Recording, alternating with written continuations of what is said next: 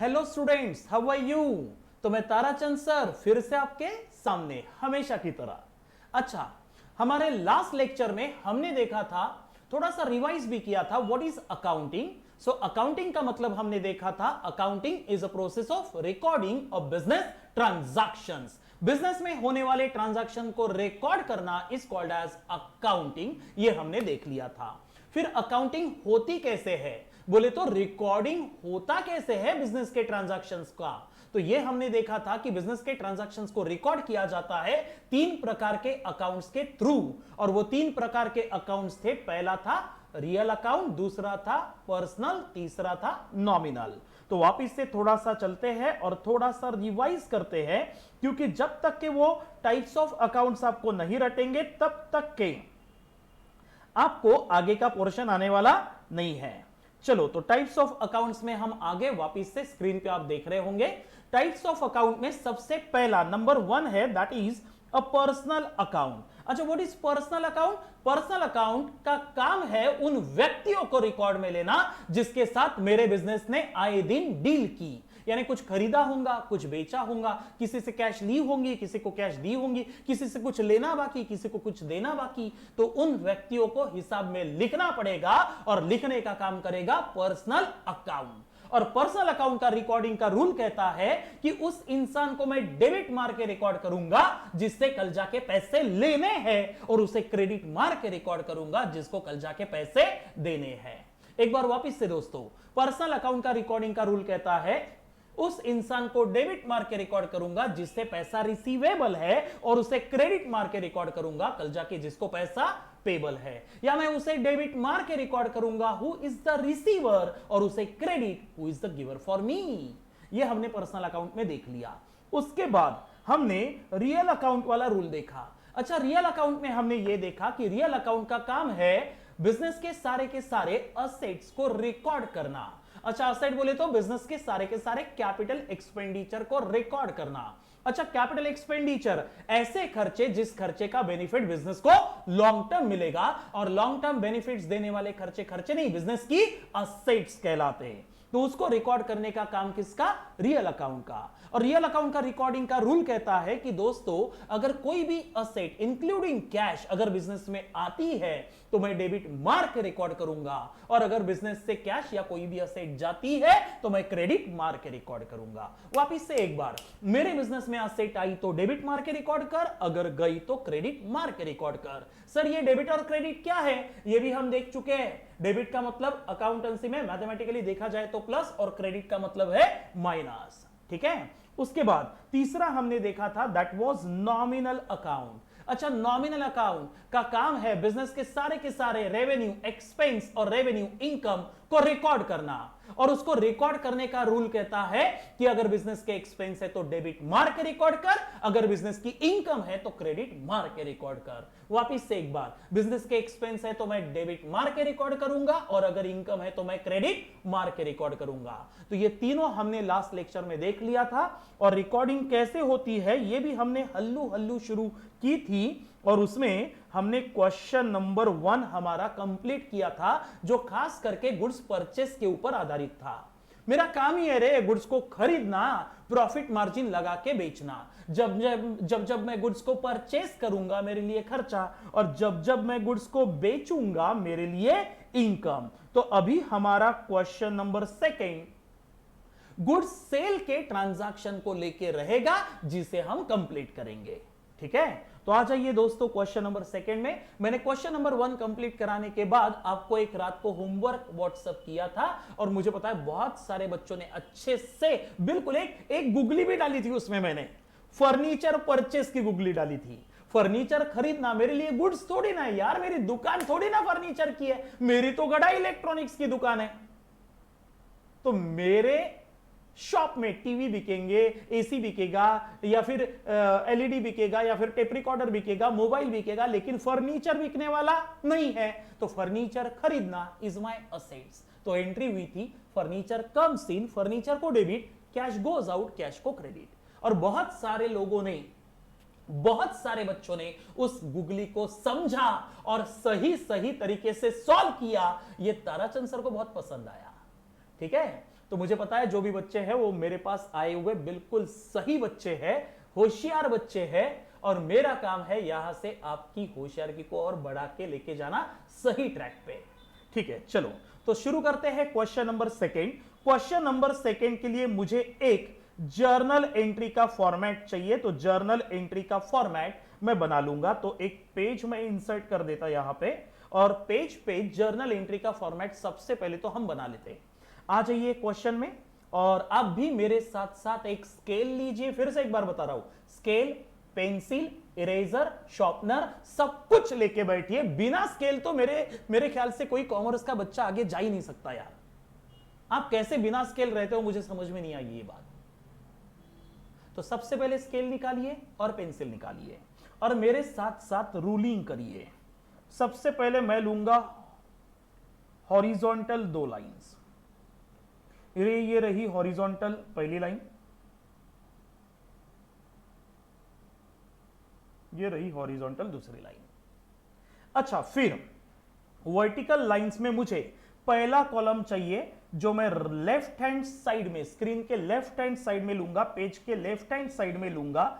Left side में मुझे चाहिए डेट का कॉलम। ये रहा डेट का कॉलम। जो भी ट्रांजैक्शंस हम रिकॉर्ड करेंगे, मैंने बताया था दोस्तों कि कोई भी ट्रांजैक्शन सबसे पहले रिकॉर्ड किया जाएगा जर्नल बुक में। और जर्नल बुक 2 प्रकार के होते हैं, एक होता है जनरल जर्नल और दूसरा स्पेशल प्रकार के ट्रांजैक्शन को लिखने के लिए स्पेशल जर्नल बुक्स। बुक्स बोला मैंने, यानी एक नहीं बनेगी, अनेक बनेगी। और जनरल जर्नल बुक बोला, बुक्स नहीं बोला, बुक बोला, बोले तो एक ही जनरल जर्नल बुक बनेगी जिसमें सारे प्रकार के ट्रांजैक्शन, चाहे वो गुड्स खरीदने के हो, गुड्स बेचने के हो, सैलरी देने के हो, कमीशन देने के हो, रेंट रिसीव्ड का हो, कोई भी हो यार, बबीता से पैसे मिलने का हो या दया को पैसा देने का हो, कोई भी ट्रांजैक्शन हो, all the transaction will be recorded through a single book that is called as general journal book. ठीक है, तो हम जनरल जर्नल बुक ही पढ़ रहे हैं फिलहाल, यानी सारे ट्रांजैक्शन का चूड़ा एक ही पेज पे आएगा। ठीक है, हाँ, उसके बाद लेफ्ट हैंड साइड में, सॉरी मेरे पेज के राइट हैंड साइड में मैं एक कॉलम लूंगा क्रेडिट अमाउंट का, उसके बाद दूसरा कॉलम लूंगा डेबिट अमाउंट का, और उसके बाद एक लूंगा लेजर फोलियो नंबर का कॉलम। थोड़े से बड़े बड़े कॉलम हो गए, इतने बड़े नहीं चाहिए वैसे। ठीक है, चलो शुरू करें। सबसे पहले मैं हेडिंग दे देता, हेडिंग रहेगा मेरा जनरल जर्नल, लिख देता जनरल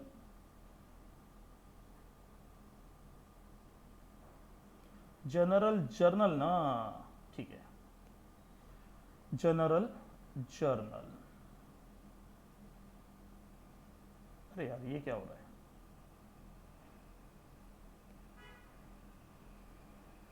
ठीक है, general journal in the books of, लिख दो मेरे साथ साथ, इन द बुक्स ऑफ गड़ा इलेक्ट्रॉनिक्स।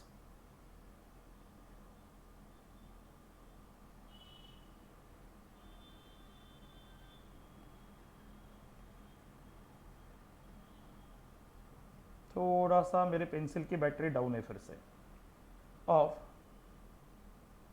गड़ा इलेक्ट्रॉनिक्स। ठीक है, भावनाओं को समझिए प्लीज। गड़ा इलेक्ट्रॉनिक्स के बुक में मुझे जर्नल एंट्री पास करनी है। क्वेश्चन का है, क्वेश्चन ये रहा। अच्छा, क्वेश्चन में लिखा है generalized the following transactions in the books of गड़ा इलेक्ट्रॉनिक्स या जनबंधु ट्रेडर्स। दिया है दुकान का नाम, लिख लो आप, जनबंधु ट्रेडर्स। गड़ा इलेक्ट्रॉनिक्स कट कर दो, मेरी पेंसिल थोड़ा सा नाटक कर रही है। जनबंधु, ठीक है, जनबंधु ट्रेडर्स लिख दो जल्दी। Journal entries in the books of, general journal in the books of, किसके बुक में एंट्री मारना है अपने को? जनबंधु ट्रेडर्स। ये दुकानदारी का नाम है, बिजनेस का नाम है। ठीक है, अच्छा, पहला कॉलम जिसे मैं नाम दूंगा डेट का कॉलम,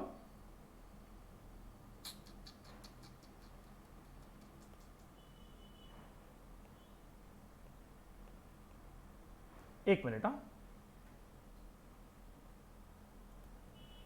हाँ, तो जो जर्नल एंट्रीज थी उस फॉर्मेट को मैंने नाम दे दिया। पहला कॉलम डेट का कॉलम, सेकेंड कॉलम पर्टिकुलर्स का कॉलम, तीसरा लेजर फोलियो नंबर का कॉलम, और चौथा डेबिट अमाउंट, और पांचवा क्रेडिट अमाउंट का कॉलम। सबसे पहले मैं 2 मिनट रुकूंगा, आप सारे फॉर्मेट को बना लीजिए और उसे सही तरीके से नाम दीजिए। सबसे पहले तो उसे सही तरीके से नाम दीजिए, ठीक है। चलो उसके बाद बन गया है क्या सबका? शुरू करें क्वेश्चन नंबर सेकेंड। तो क्वेश्चन नंबर सेकेंड में शुरू करते हैं।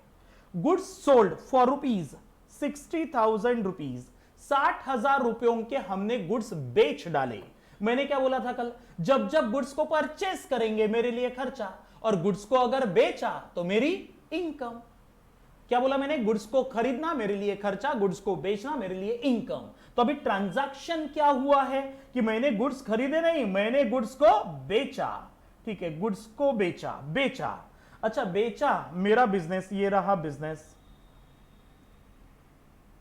ये रहा बिजनेस। बिजनेस के पास आया कस्टमर। सर कस्टमर का नाम है केशव, ये रहा केशव।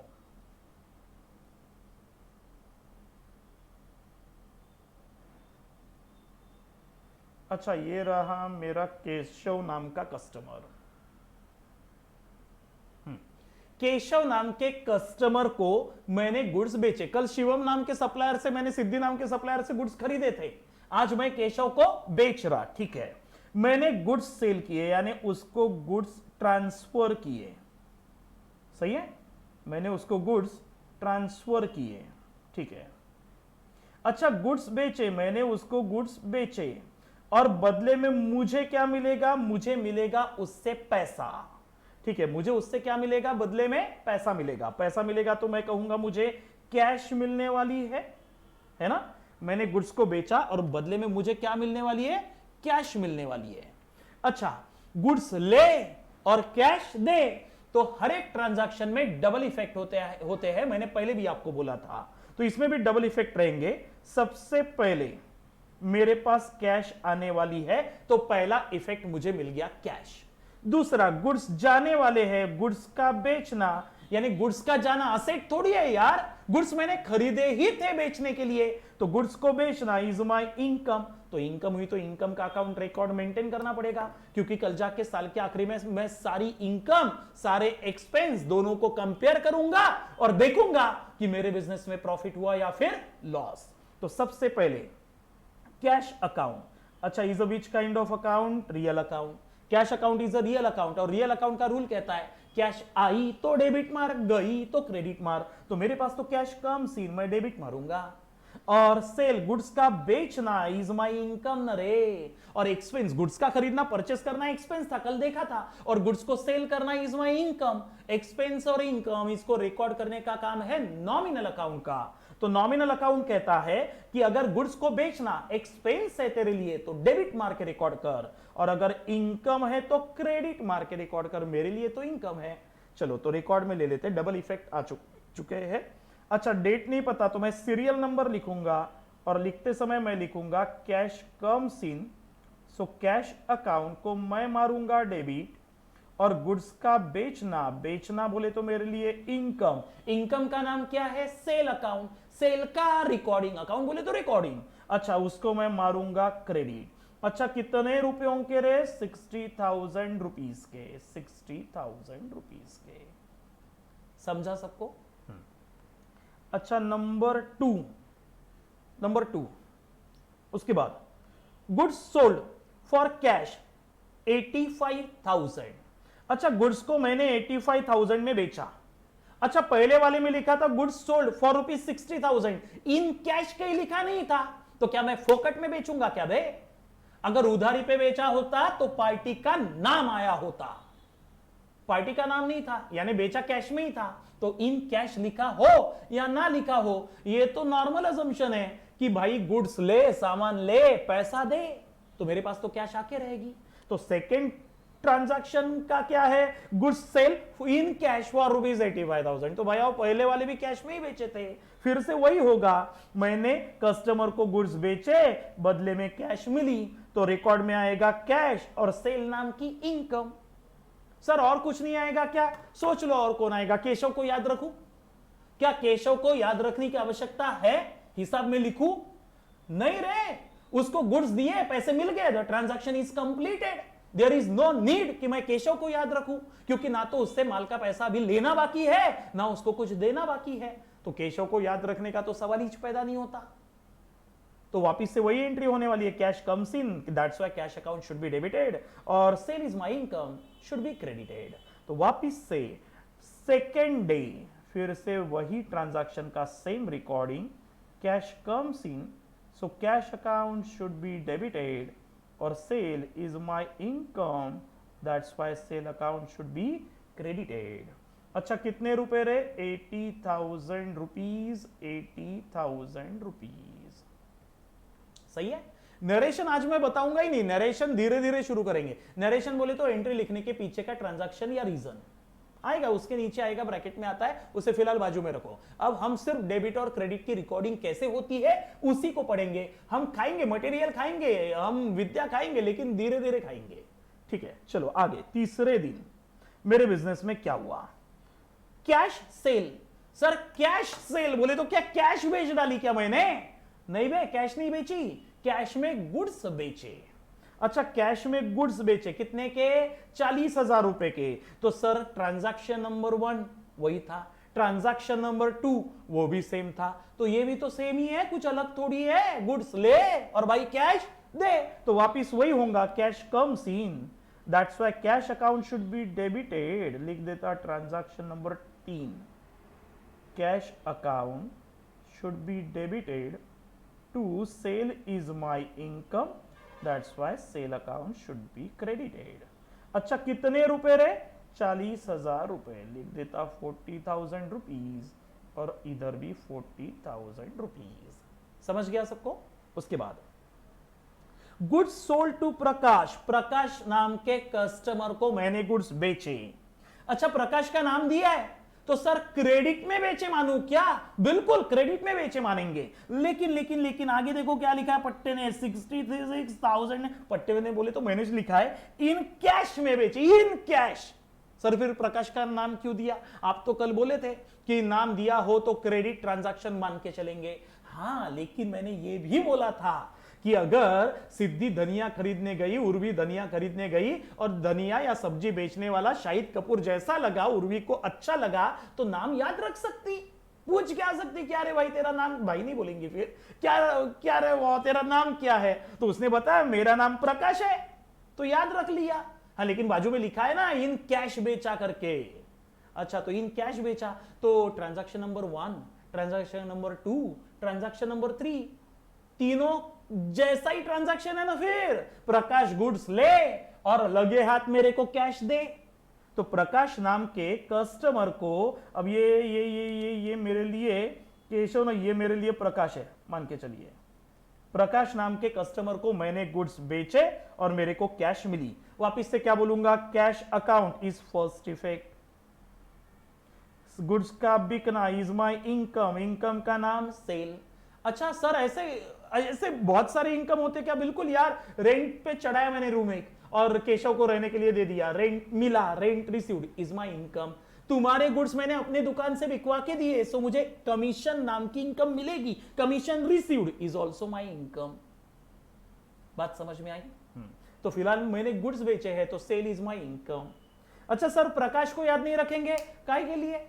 माल दिया, कैश लिया, transaction is completed, is not pending. कभी भी पर्सनल अकाउंट रिकॉर्डिंग में तभी आएगा दोस्तों जब उस इंसान से कुछ लेना बाकी या उस इंसान को कुछ देना बाकी, उसके बगैर पर्सनल अकाउंट रिकॉर्डिंग में आने वाला बिल्कुल नहीं है। ठीक है, तो cash account is a real account.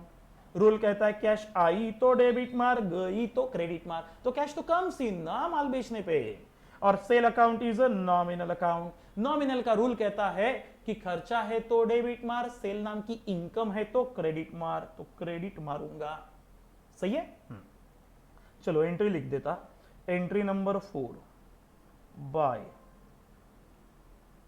फिर से वही होने वाला है यार। मैं आपको सिर्फ क्या बताना चाहता हूं कि अलग अलग तरीके से अगर अलग अलग ट्रांजैक्शन क्वेश्चन में दिए गए तो रिकॉर्डिंग के मतलब कैसे निकालने हैं। उसका इंटरप्रिटेशन कैसे करना है, उसको इंटरप्रेट, सेंटेंस को इंटरप्रेट कैसे करना है, उसका सही मीनिंग कैसे निकालना है, वो फिलहाल हम धीरे धीरे सीख रहे हैं। अच्छा, cash comes in and sale is my income, तो sale account should be credit मार के रिकॉर्ड करेंगे। कितने रुपए रे? 66,000। 66,000 समझ गया। चलो अगला, goods sold for ₹50,000 by cheque. अच्छा, सामने वाले कस्टमर को गुड्स बेचे और बदले में उससे कैश नहीं मिली, इस बार उससे कैश की बजाय मुझे चेक मिला। चेक मिला, चेक चेक चेक चेक। मैंने क्या बेचे? गुड्स बेचे। अच्छा सर, गुड्स बेचे तो तुम्हारी इनकम हुई कि नहीं हुई? बिल्कुल हुई। सर इनकम का नाम क्या है? इनकम का नाम है सेल।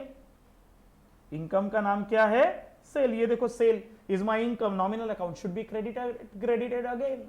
लेकिन कस्टमर से कैश मिली क्या? नहीं, इस बार चेक मिला। तो सर चेक कम्स इन लिखूं क्या, कैश काट के? क्या चेक लिखूं, चेक कैश काट के? नहीं रे, cheque is not my property. मिला हुआ चेक क्या मैं अचार डालूंगा क्या? मुझे मिला हुआ चेक लेके मैं जाऊंगा प्रकाश के या कस्टमर के बैंक में, चेक दूंगा और उसके बैंक से कैश लूंगा। हाँ, लेकिन ऐसा कब होगा? When there is a open cheque. मैं पढ़ा चुका हूं बेसिक में, ओपन चेक, क्रॉस चेक, याद आया? लेकिन अगर चेक के कॉर्नर में अगर टू पैरेलल लाइंस है, याद करो, two parallel lines on the counter को on the corner of the cheque अगर है तो it is a cross cheque, जो डायरेक्टली बैंक में इनकैश नहीं होता। मुझे ये चेक पहले मेरे बैंक को देना पड़ेगा, then my bank will collect the money from customer bank and then my bank will deposited the cash with my account. यानी पैसा चेक का मेरे हाथ में नहीं आएगा, मेरे बैंक में जाएगा। अच्छा, यानी पैसा हाथ में नहीं आया, मेरे बैंक में आया, तो बैंक को लू क्या रिकॉर्डिंग में? बिल्कुल लो। कैश, माल बेचा, माल बेचा यानी मैं कहूंगा सेल को होना चाहिए क्रेडिट, नो डाउट। लेकिन कैश नहीं आई, कैश हाथ में आने के बजाय मेरे खाते में जमा हुई। अरे जैसे तुम लोगों में से बहुत सारे लोगों के बच्चों के पेरेंट्स ने मुझे चेक दिए तो क्या मेरे हाथ में वो कागज आता है यार? सिर्फ उस कागज का क्या करूं मैं?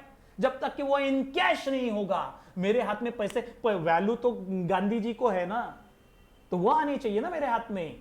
तो मैं तुम्हारे पेरेंट्स से मिला हुआ चेक मैं क्या करता? मेरे बैंक आईसीआईसीआई को देता। मेरा बैंक आईसीआईसीआई तुम्हारे बप्पू से कैश वसूलता, तुम्हारे बाप के जो पेरेंट्स, आपके पेरेंट्स के जो बैंक होंगे उनसे पैसा वसूलता, मेरे खाते में लाके रख देता, डाल देता। तो मेरे हाथ में कैश नहीं आई, मेरे बैंक के खाते में जमा हो गई। मैंने बोला था मेरे दो गल्ले हैं, एक मैंने यहां ऑफिस में रखा है, दैट इज माय कैश वाला गल्ला, और दूसरा कैश का गल्ला मैंने बैंक में छोड़ा है, दैट इज माय बैंक वाला गल्ला। तो मेरा पैसा बैंक में जमा हुआ ना। अच्छा, बैंक में जमा हुआ तो मुझे रिकॉर्डिंग में बैंक को लेना पड़ेगा, क्योंकि माल बेचा मैंने, कमाई है मेरी, रखी बैंक के पास है, तो मुझे कल जाके उससे रिसीवेबल है। That's why bank account is a personal account, जिससे कल जाके पैसा रिसीवेबल है। That's why bank account should be debited. या मैं कहूंगा bank is the receiver, that's why bank account should be debited. समझा? तो एंट्री बन गई, bank account debited to sale is my income should be credited. समझा? तो bank is the receiver of money, क्योंकि पैसा मेरे हाथ में नहीं आया, मेरे बैंक में चला गया। That's why by bank account को मैं मारूंगा डेबिट, और सेल इज माय इनकम। अरे गुड्स कैश में बेच, पॉकेट में थोड़ी बेचे, कैश में बेच, चेक से बेच, उधारी पे बेच, बेचा की इनकम, इतना समझ लो। ठीक है। अच्छा, कितने रुपए सर? Rupees 50,000 only. ठीक है, लिख देता हूं 50,000 रुपीज की cash comes in, 50,000 rupees is my income, sale नाम की इनकम। सर सारे सेल को 10 बार क्रेडिट हो रहा है, ऐसा क्रेडिट क्रेडिट क्रेडिट क्रेडिट करते करते हम उसकी टोटल मारने वाले हैं, ज्यादा कुछ नहीं करने वाले। चलो आगे बढ़ते हैं। नंबर 6। अच्छा, छठवें दिन मेरे धंधे में क्या हुआ? Goods sold on credit to Jhakkas. अच्छा, झक्कास नाम का कोई झक्कास कस्टमर है, जिसको मैंने, लड़की भी हो सकती, जिसको मैंने 55,000 रुपए में गुड्स बेचे। सर पार्टी का नाम दिया है झक्कास करके। अच्छा, झक्कास नाम का पार्टी का नाम दिया है, यानी मैं कहूंगा it is my credit transaction. यानी मैंने गुड्स कैश में नहीं बेचे, यानी मैंने गुड्स क्रेडिट पे बेचे, उधारी पे बेचे। तो झक्कास तेरे को याद रखूं कि भूल जाऊं? बिल्कुल यार, याद रखना पड़ेगा, क्योंकि उससे 1 महीने या 2 महीने बाद पैसे लेने बाकी है। तो दैट्स वाई रिकॉर्डिंग में आना चाहिए झक्कास नाम के कस्टमर को मैंने गुड्स बेचे। पहले इसे एक काम करता, सबसे पहले इसको मिटा देता। झक्कास नाम के पार्टी को मैंने गुड्स बेचे, गुड्स बेचे, बेचे तो मेरी कमाई हो गई।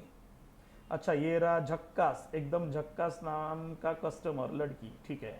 अच्छा, गुड्स बेचे, गुड्स बेचे और गुड्स बेचे यानी सेल हुए, सेल हुए, गुड्स सेल हुए, और बदले में क्या मिला? चेक मिला क्या? कैश मिला क्या? बिल्कुल नहीं मिला, चेक या कैश बिल्कुल नहीं मिला। यानी गुड्स तो गए लेकिन मेरे हाथ में कुछ भी आया हुआ नहीं है। यानी एरो देखिए, वन साइड एरो है ओनली, ट्रांजैक्शन इज इनकम्प्लीट। यार मैंने गुड्स तो बेचे, गुड्स तो बेचे, लेकिन मेरे हाथ में कुछ नहीं आया बिजनेस के हाथ में। तो सर क्या करेंगे? कुछ नहीं, गुड्स बेचे इज माई इनकम, सेल को रिकॉर्ड में ले लो, सेल अकाउंट खोल दिया, and cell account is a nominal account, is my income, that's why should be credited. लेकिन सर एक बात नहीं समझी कि माल बेचा, कैश नहीं मिली, तो मेरी कमाई कैसे हो गई? कोई बताएगा इसका आंसर? मैंने पिछले लेक्चर में दिया था इसका आंसर कि गुड्स खरीदे लेकिन पैसे नहीं दिया, तो खर्चा कैसे हुआ? तो इसके पीछे एक अकाउंटिंग प्रिंसिपल है जो वर्क करता है, जिसका नाम है is accrual concept. Sir accrual बोले तो पेंडिंग कॉन्सेप्ट, पेंडिंग प्रिंसिपल, जो कहता है कि मैंने गुड्स खरीदे, मैंने सर्विस खरीदी, तो समझ ले मेरे लिए खर्चा हो गया, मेरे लिए खर्चा हो गया। मैंने गुड्स बेचे या मैंने सर्विस बेची, तो समझ ले मेरी इनकम हो गई। फिर चाहे कैश आज मिली हो या ना मिली हो, ना मिली हो तो क्या फर्क पड़ रहा, मैं झक्कास को याद रख लूंगा। बात समझ में आई? तो इसलिए सेल नाम की इनकम आज रिकॉर्ड होंगी, भले ही कैश बाद में मिले। हाँ, लेकिन झक्कास को याद रख ले भाई, रिकॉर्ड में ले ले झक्कास, क्योंकि तेरे से पैसा माल का लेना बाकी है। झक्कास अकाउंट खोल दिया। एंड झक्कास account is a which kind of account? झक्कास नाम की पार्टी है, पर्सनल अकाउंट। तेरे से पैसा लेना बाकी तो डेबिट मार, देना बाकी तो क्रेडिट मार। तेरे से पैसा रिसीवेबल है, that's why your account should be debited. ठीक है, तो एंट्री लिख देते by Jhakkas account debited number 6 bye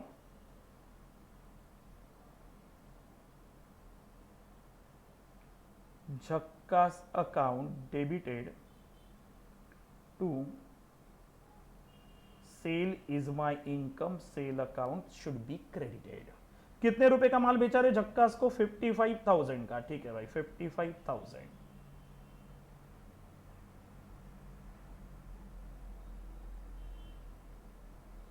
समझ रहा है सबको? चलो एंट्री नंबर 7 या 7 जनवरी को मेरे बिजनेस में क्या हुआ? 7 जनवरी का रिकॉर्ड कहता है, ट्रांजैक्शन कहता है गुड्स सोल्ड टू फोकट लाल। अच्छा ठीक है, फोकट लाल को मैंने गुड्स बेचे, ठीक है, उधारी पे ही बेचे होंगे। यानी इसका अगर नाम दिया है, पार्टी का नाम दिया है, पार्टी का नाम दिया है, तो मैं कहूंगा it is a credit transaction, तभी उसका नाम दिया गया है, क्योंकि माल कैश में नहीं बेचा, मैंने उसको उधारी पे माल बेचा है। ठीक है, उधारी पे माल बेचा है, तो मुझे फोकट लाल को याद रखना पड़ेगा भाई, फॉर ₹40,000। अच्छा, ऑन क्रेडिट लिखा तो नहीं है सर, लेकिन मैंने बोला ना पार्टी का नाम दिया है तो इज अ क्रेडिट सेल। ठीक है, क्रेडिट सेल है, तो मुझे फोकट लाल को याद रखना पड़ेगा। फोकट लाल, तेरे को मैंने माल बेचा, माल बेचा तो सेल अकाउंट आएगा, ये रहा sale account.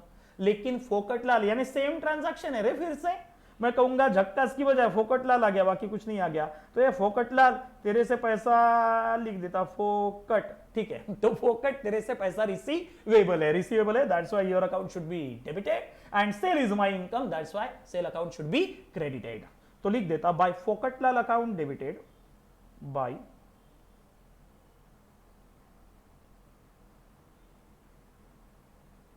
फोकटलाल account debited to sale is my income, sale account should be credited. कितने रुपए का रे?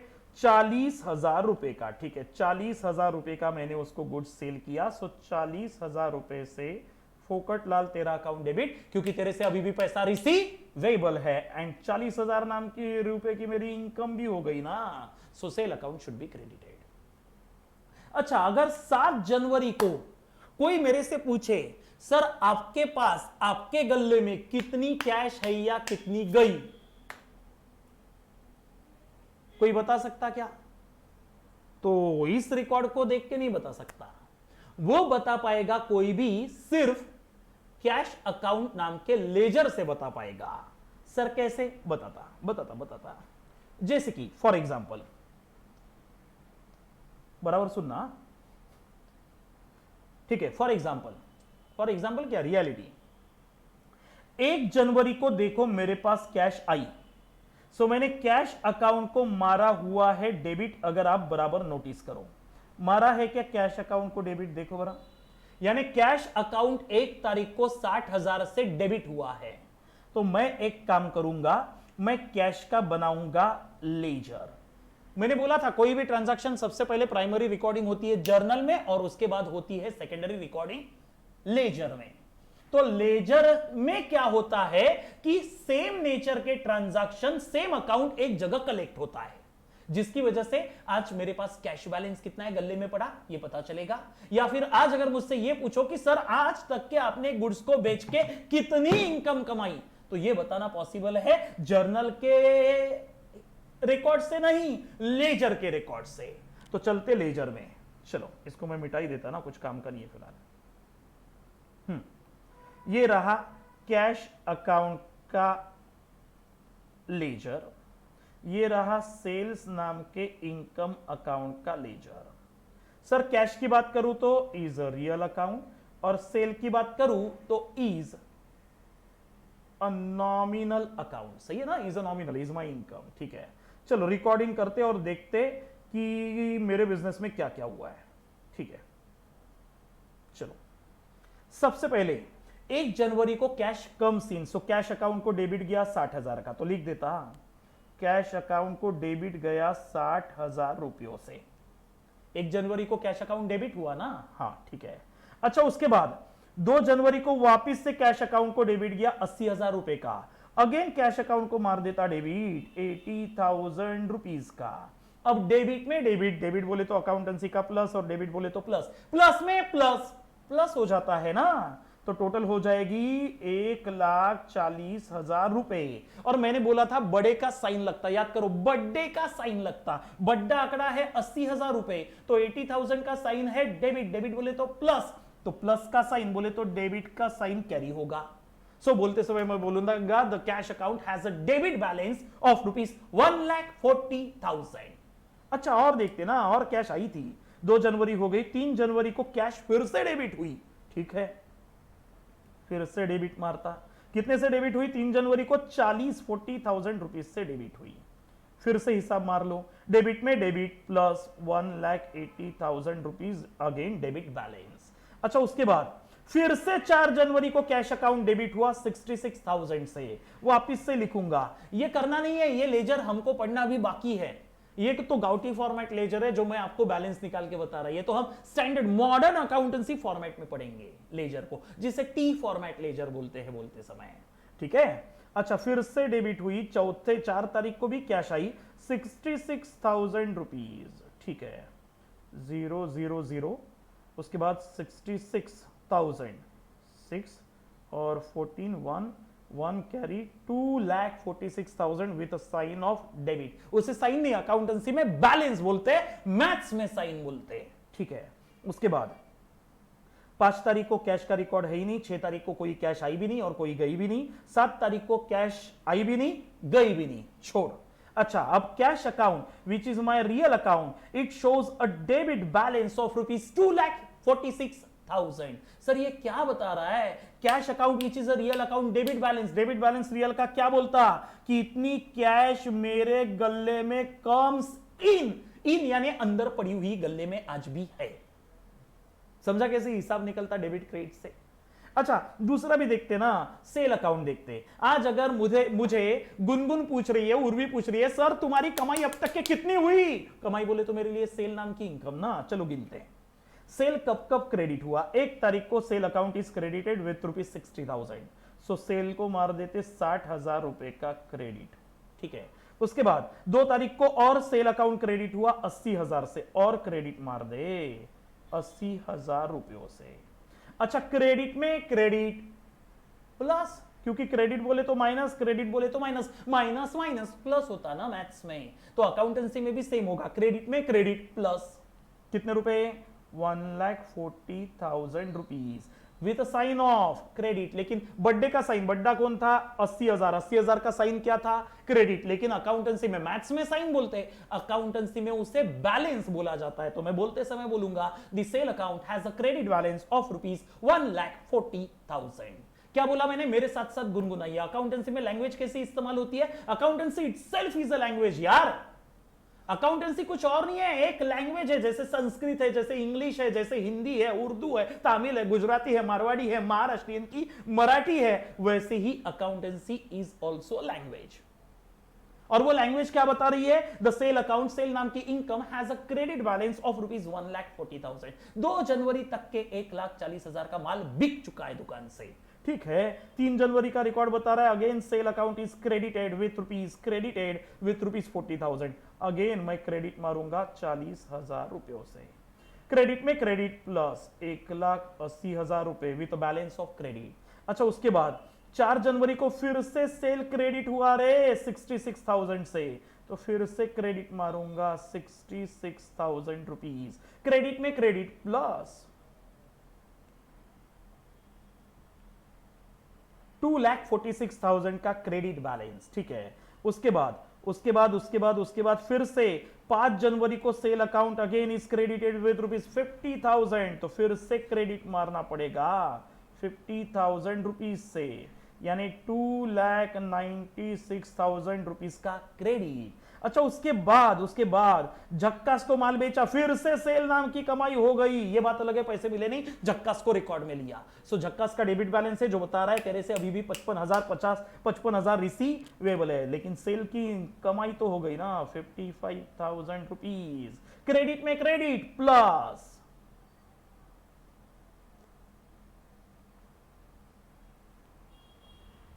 3,51,000 रुपीज की कमाई अब तक के हो चुकी है, क्रेडिट बैलेंस। अच्छा, उसके बाद 40,000 से 7 जनवरी को और सेल अकाउंट क्रेडिट हुआ 40,000 से। अपन तारीख बिरीख नहीं लिख रहे लेजर में, फिलहाल फटाफट लिखते जा रहे हैं।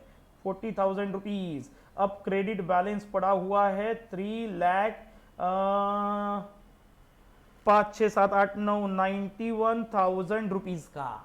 अब मैंने 7 जनवरी को अगर कोई मुझे पूछेगा या मैंने देखा तो मुझे पता चलता है कि sale account which is a nominal account has a credit balance of rupees 3,91,000। Nominal account का क्रेडिट क्या शो करता है कि 3,91,000 रुपीज की अब तक के मेरी इनकम गुड्स बेच के हो चुकी है। समझा? तो ये लेजर का काम है, ये पढ़ना अभी बाकी है, मैं तो सिर्फ थोड़ा सा सीन दिखा रहा आपको। फिलहाल मुझे पढ़ाना है जर्नल जो अभी हम पढ़ रहे हैं, ठीक है। ये तो स्टार्टिंग है, इसके बाद तो बहुत पिक्चर अभी बाकी है, ठीक है। तो आज हमने सेल्स के ट्रांजैक्शन को लेके जर्नल की रिकॉर्डिंग सीखी और डेबिट क्रेडिट के मतलब क्या होते हैं ये आपको लेजर से समझा होगा।